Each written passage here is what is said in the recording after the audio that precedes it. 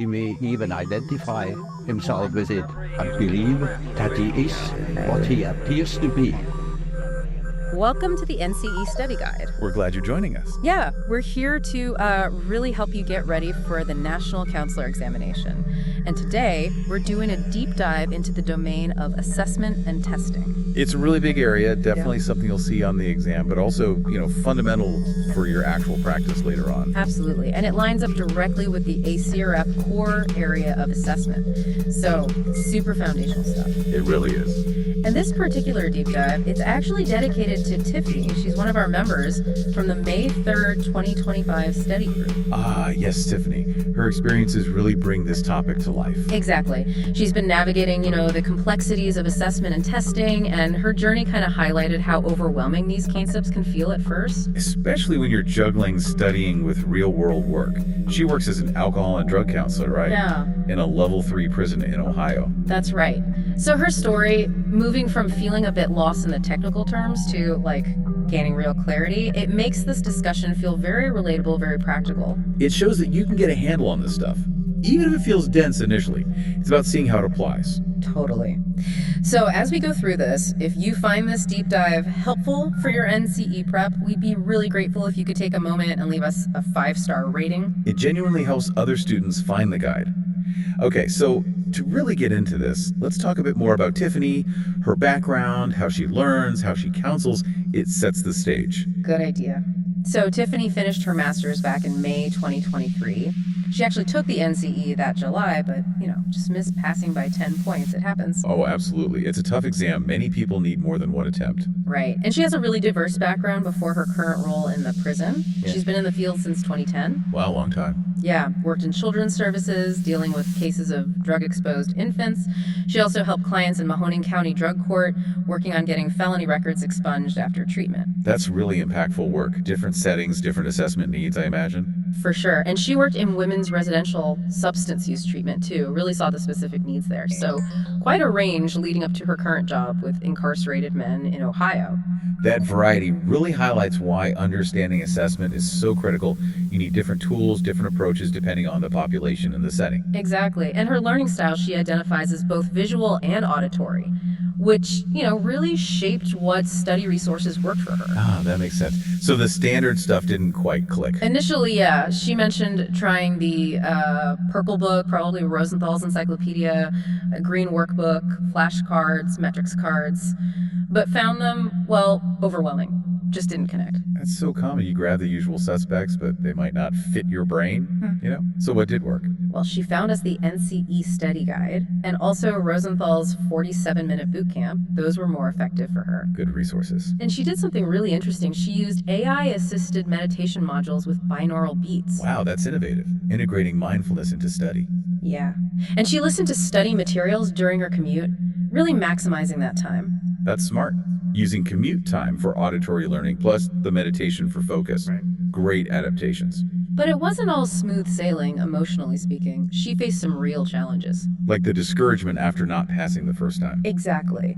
Especially since she had a 4.0 GPA in her master's program, National Honor Society member. It can feel like a setback. Understandable.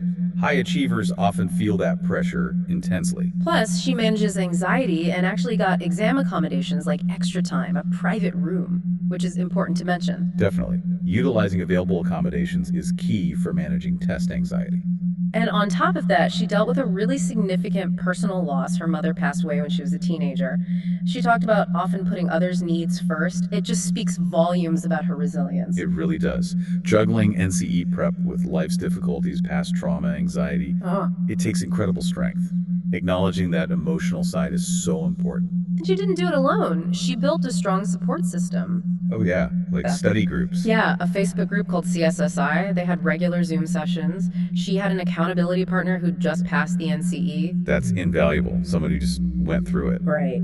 And sharing resources, even prayer practices within her community. She really leaned on her spiritual grounding, her faith. Said prayer helped her keep going. That sense of community, whether it's study partners or spiritual support, it makes such a difference. Knowing you're not alone in the struggle. Totally. Now, thinking about her actual counseling work, Her clinical style is really insightful. How so? She puts a huge emphasis on the therapeutic alliance, especially working with incarcerated individuals, really focusing on respect, seeing their inherent dignity. That's foundational, especially in that setting. Building trust. Yeah. And she uses visual aids, role playing. Yeah. She even discusses theorists like Maslow, Freud, Adler in her groups, making it accessible. That's fantastic. Bringing theory to life in a practical way for clients who might not have that background. Using different methods really helps engagement. Definitely. She uses Maslow's hierarchy, to help clients understand their needs and motivations. Teaches the stages of change pre-contemplation to maintenance so they can see their journey. Visualizing progress. That's power. And she uses motivational interviewing, group management skills, even the empty chair technique. Wow, a really well-rounded, client-centered approach. Especially impressive given the constraints of a prison setting. She's clearly thinking deeply about how to foster real change. And it connects right back to assessment. She's actively studying and using the concepts we're talking about today. Like the stats stuff. Yeah. Bell curves, Z-scores. Yep, bell curves, Z-scores, standard deviation, validity, reliability, sampling methods like cluster and stratified. It works. She-square, ANOVA, Likert scales, plus multicultural terms like broaching and bracketing, and theories like RBT, Freud structural theory, existential, Adlerian. So she's really integrating it all. That's the key thing she mentioned, focusing on connecting the theory, the assessment concepts to her daily practice. That is the absolute critical link. When it stops being abstract definitions and becomes tools you use to understand and help your clients, that's when it clicks. She's really synthesizing it. Absolutely. And her future goals are pretty inspiring too. Oh yeah. What's she planning? After passing the NCE, she wants to leave the prison system, maybe do some traveling therapy, see different places, work in different settings. That sounds amazing. Broadening her experience even more. And her long-term dream, opening a juvenile residential facility. Wow. Yeah, one that uses music and art therapy, focuses on second chances, addressing attachment wounds in at-risk youth. She even wants to work with courts for alternative sentencing options. That's incredible vision. That passion for second chances, for healing those early wounds, especially for young people, it's so needed. So yeah, Tiffany really comes across as passionate, driven, articulate. She's a natural teacher, explaining complex stuff clearly, linking it to the real world. And open about her own journey, which helps others. Totally. Open, transparent, a community builder. She's just a great example of someone living the values of the profession, connecting the academic side with actually helping people. A real inspiration. Definitely. And her comment about assessment initially being not my best friend, I think a lot of people listening can probably relate to that. Oh, for sure. Those terms, she mentioned Z-scores, standard deviations, validity, sampling, they often feel like the trickiest part of this domain. Big hurdles, yeah. So our goal here really is to kind of demystify the math part, clarify why these concepts matter, and show you how they actually anchor your clinical decisions, make them practical. Exactly. It's not just about the exam score. It's about becoming a competent, ethical counselor who uses these tools effectively. Think of assessment like a flashlight in a dark room. Ooh, I like that. A diagnostic flashlight. Yeah, it helps you see what's going on with your client, their experiences, patterns, symptoms, strength, things that might not be obvious right away. It guides your understanding, helps you track progress. Without it, you're kind of guessing, right? Fumbling in the dark. Totally. And it's crucial in so many ways in real practice, like diagnosis using the BDI or MMPI to clarify issues. Treatment planning, definitely. Aligning goals and interventions with what the assessment shows. Crisis evaluation, assessing risk quickly, career counseling, using interest inventories, educational settings, looking at achievement or learning issues. But just giving a test isn't enough, is it? Not at all. The ethical interpretation is key. Right, using valid and reliable tools, making sure they're culturally appropriate. Communicating results clearly, sensitively, understanding the test's limits. It all comes back to the ACA Code of Ethics, really. Sections like E.6b on cultural sensitivity, E.7.c on scoring. Exactly. It's all about protecting the client, ensuring their safety, autonomy, success. Good assessment builds trust, gives us better insights, leads to better outcomes. So maybe a little history helps put this in perspective. Where did this all come from? Good idea. Modern assessment really kicked off in the early 20th century with psychometrics, trying to scientifically measure individual differences, intelligence, personality. Like Binet and Terman. the early IQ tests. Exactly. Stanford Binet. As psychology grew, we needed better ways to understand people. Assessments started being used everywhere, military schools, mental health. For screening, tracking, treatment. Right.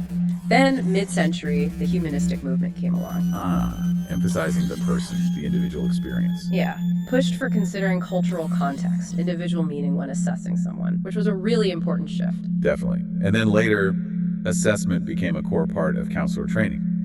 CACREP, NBCC setting standards. And the ethical codes, like the ACAs, getting really specific about informed consent, 82B, cultural sensitivity and interpretation, E.6B, proper scoring, E.7C. So understanding that history shows why it's not just a technical skill, but a core ethical and clinical part of what we do. Okay, let's try to simplify some of these key concepts. Right. Reliability and validity, they can be confusing. They really can. The scale metaphor helps me. Yeah, explain that one. Okay, imagine a bathroom scale.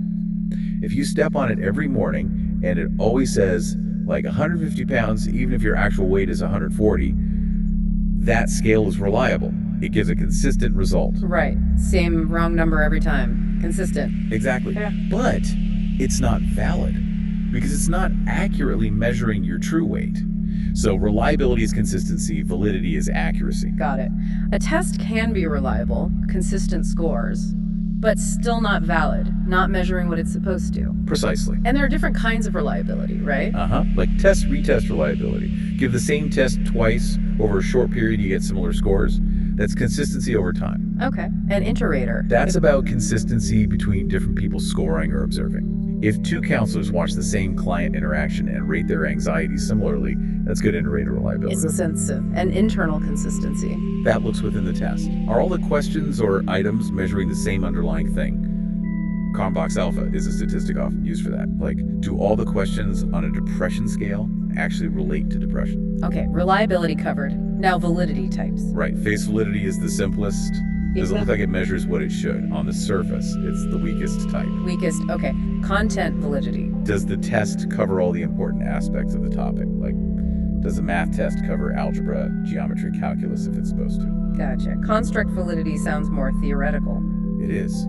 Does the test actually measure the underlying psychological idea or construct it claims to? Does this new anxiety scale really tap into the theoretical understanding of anxiety? It often involves comparing it to other measures. Right, which leads to criterion validity. Exactly. How well does the test score predict or correlate with some external criterion or outcome? Like, do SAT scores, the test, predict college GPA, the criterion? And that can be concurrent or predictive. Yep. Concurrent means comparing the test score to a criterion measured at the same time. Predictive means seeing if the test score predicts a future criterion. Okay, that clarifies the validity types. Now the bell curve. Everyone sees that one. The normal distribution. Symmetrical curve. Key thing is the percentages. Roughly 68% of scores fall within one standard deviation of the mean, or average. 95% within 2 standard deviations. And about 99.7% within 3 standard deviations. Knowing that helps you interpret where a score falls. Which is where Z-scores come in handy. Precisely. A Z-score tells you exactly how many standard deviations a specific score is away from the mean. So a Z-score of 0 is bang on the average. Right. Positive Z-score means above average, negative means below. It gives you a standard way to compare scores, even from different tests sometimes. And percentile rank. That sounds similar but different. It is. Percentile rank tells you what percentage of people scored below a particular score. If you're in the 80th percentile, you score better than 80% of the test takers. So it's about relative position compared to others. Exactly.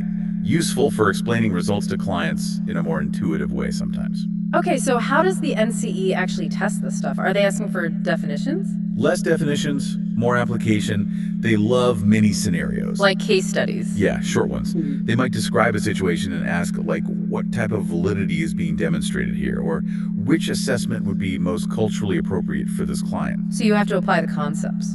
Right, or they might give you a score, maybe a Z-score, percentile rank, and ask you to interpret it based on the norms or a standard deviation. What else? Comparing test types. Definitely. Standardized versus non-standardized, norm reference versus criterion referenced, sampling methods, and always ethical considerations. Okay, give us an example NCE style question. Right, try this. A counselor uses a new depression inventory. To check its effectiveness, scores on the new test are found to strongly correlate with scores on the established Beck depression inventory. What type of validity is mainly shown? A face, B construct, C criterion, D content. Correlating with an established test. That sounds like comparing it to a standard. So, C, criterion validity. Exactly, because the Beck is acting as the established criterion or gold standard in this case. See? It's about applying the definition. Got it. So the big picture here is assessment isn't just academic. Not at all. Every counselor makes decisions based on information. Diagnosis, treatment plans, progress monitoring. You need reliable, valid, ethically gathered data. It's about client safety, really. Misinterpreting risk, using the wrong test for someone's background, overlooking trauma because you didn't assess properly. Those have real consequences. Assessment is where the science of our field meets the empathy we have for our clients. You need both. Okay, quick recap. Reliability asks. Is it consistent? Helps us trust repeated results. Validity asks. Is it accurate? Helps us trust it measures the right thing. Z-score tells us. How far from the average in standard deviation units? Good for comparison to norms. Percentile rank tells us. Position relative to others. You scored better than X%. Easy to understand. And let's quickly list those subtypes again. Validity types. Face, content, construct, criterion, which includes concurrent and predictive. Reliability types. Test, retest, iterator, split half, internal consistency. Scales of measurement. That NOIR mnemonic helps. Yep. Nominal categories. Ordinal, order matters. Yeah. Interval, equal intervals, no true zero. Ratio, equal intervals, true zero. And sampling methods. Stratified subgroups, cluster, natural groups, convenience, easy access. Good to know the basics of each. Any tips for making this stick? Besides flashcards. Visuals help draw the bell curve. Use metaphors that faulty scale for reliability, validity. Mnemonics like NOIR. Teaching it to someone else. Oh, definitely. If you can explain it simply, you understand it. And always connect it back. How would I use this with a client? What decision does this help me make? What's the ethical angle? So, bottom line, what's crucial to know for the NCE? Okay. Difference between validity and reliability. Core concept. Understand the bell curve, Z-scores, percentiles. Recognize appropriate assessment types for different situations. Spot ethical issues, cultural bias, informed consent, and practice applying it with examples. Final cheat sheet. Consistency over time. Test, retest reliability. Predicting future performance. Predictive validity. New test correlates with established test. Criterion validity. Comparing score to peers. Percentile rank. Consistency within the test items. Internal consistency. Okay, moving on to essential terms. Tiffany found that just memorizing definitions wasn't enough, right? Felt disconnected. Totally. Vocabulary only matters if you know how to use it. These aren't just words. They're tools for making good clinical decisions. Right. So let's take 10 key terms, define them simply, give a real-world example, and hint at how the NCE might ask about it. Sounds good. Let's start with reliability again. Plain language. Consistency, dependability of the measurement. Example, giving an anxiety scale today and again in 2 weeks, getting similar scores shows good. Test, retest reliability. On the NCE, look for clues like consistent results over time, different administrators. Okay. Term 2, validity, plain language, accuracy. Does the test measure what it's supposed to? Example, a test designed for depression shouldn't really be measuring anxiety primarily. If it does, it lacks validity for depression. NCE tip, distinguish it from reliability. Focus on what is being measured and if it's the right thing. Third, Z-score, plain language.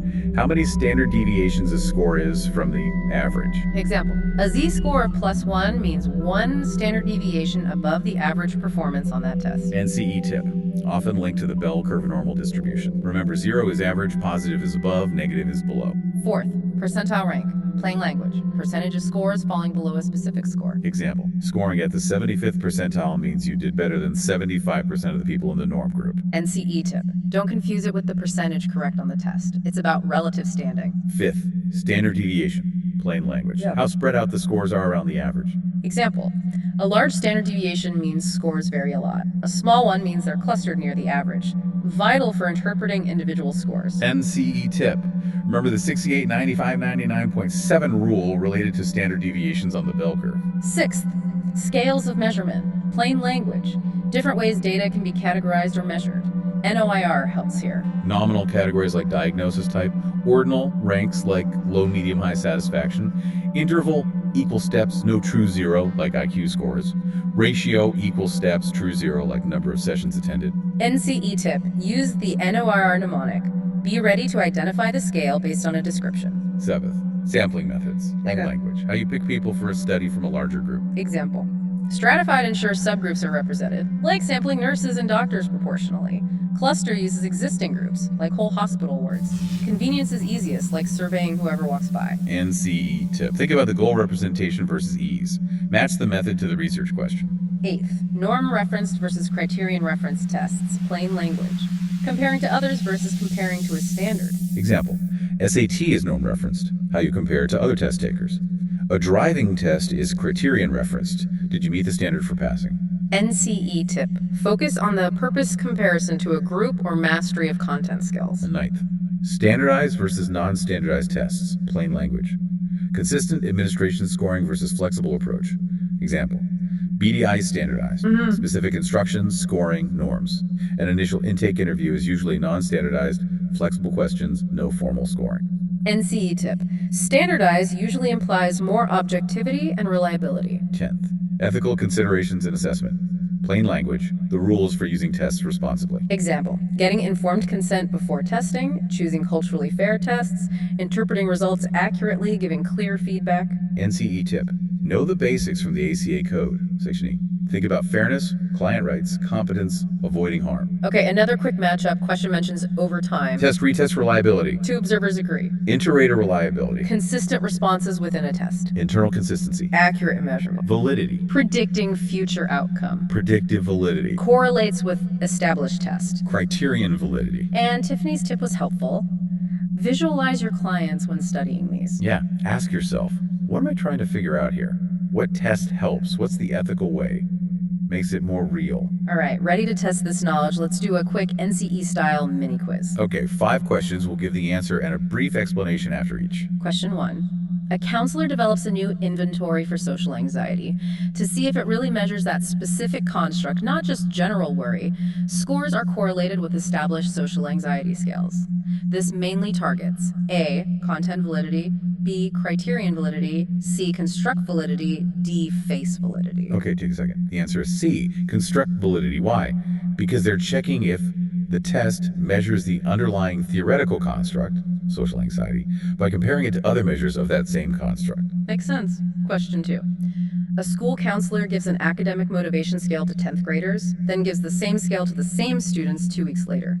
Scores are very consistent between the 2 times. This shows evidence for A, internal consistency, B, inter-rater reliability, C, retest reliability, D, split half reliability. Consistency over time with the same test. That points to C, retest reliability. It's about the stability of the measure across different administrations. Got it. Question 3. Which of these is measured on a ratio scale? A, temperature in Fahrenheit, B, student's grade level, C, number of therapy sessions attended, D, counselor satisfaction on a 5-point scale. Remember NOIR. We need equal intervals A and D, a true 0. Temperature Fahrenheit doesn't have a true 0. Grade level is ordinal. Likert scale is typically ordinal interval. Number of sessions can be 0 and the interval is equal. So C, number of therapy sessions attended. Okay, good breakdown. Question 4. A student takes a standardized career aptitude test. The report shows how their score compares to the national average for their age group. What type of assessment is this primarily? A, criterion referenced, B, norm referenced, C, diagnostic tool, D, standardized observation. Comparing to a national average, that's comparing to a norm group. So it's B, norm referenced. It tells you where the student stands relative to their peers. Last one, question 5. A counselor works with a client who is bilingual, better in Spanish. The counselor gives a long achievement test available only in English. The client struggles with some questions. The counselor scores it anyway without addressing the language issue. Which ethical principle is most likely compromised?